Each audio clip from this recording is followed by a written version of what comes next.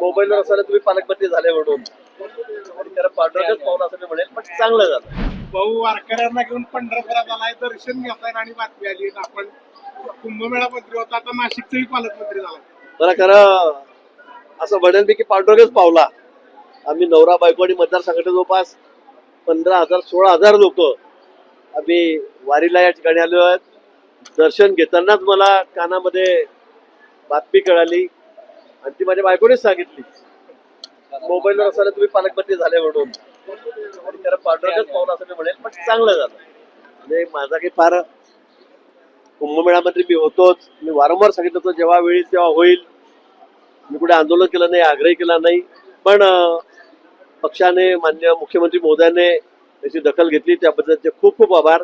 आधीच मी कुंभमेळा मंत्री आहे, मागच्या काळी 5 वर्ष मी पालकमंत्री होतो, कुंभमेळा मंत्री होतो, पण आता अधिक बळकटी काम करायला या ठिकाणी येणार आहे. आणि येणाऱ्या कुंभमेळ्यामध्ये हा ऐतिहासिक कुंभमेळा होईल, ऐतिहासिक कुंभमेळा होईल. त्याच्यामध्ये कुठे आम्ही कमी पडणार नाही. नाशिकचा सगळं आम्हाला रूप बदलायचं आहे. नाशिक एक आगळीवेगळी भूमी आहे, प्रभू श्रीरामचंद्राच्या पदस्पर्शाने पुढे झालेली भूमी आहे आणि ही कुंभनगरी आहे.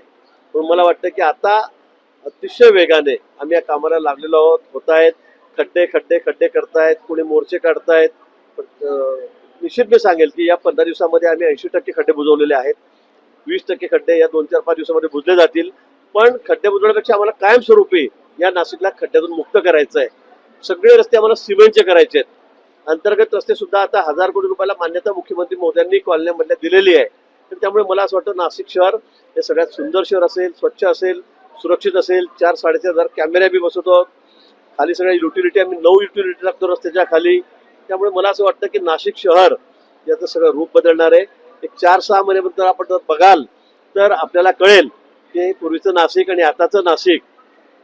पण आता थोडा त्रास निश्चित नागरिकांना होतोय, त्याबद्दल मी पुन्हा दिलगिरी व्यक्त करतो आणि येणाऱ्या कुंभसाठी आपल्या सगळ्यांना मी सगळे आमंत्रित करतो. महाराष्ट्रातील सर्व बातम्यांचे विश्वासार्ह व्यासपीठ, सकाळच्या सर्व सोशल मीडिया प्लॅटफॉर्मला लाईक, फॉलो आणि सबस्क्राईब करा. तसंच सर्व नोटिफिकेशनसाठी बेल आयकॉन प्रेस करायला विसरू नका.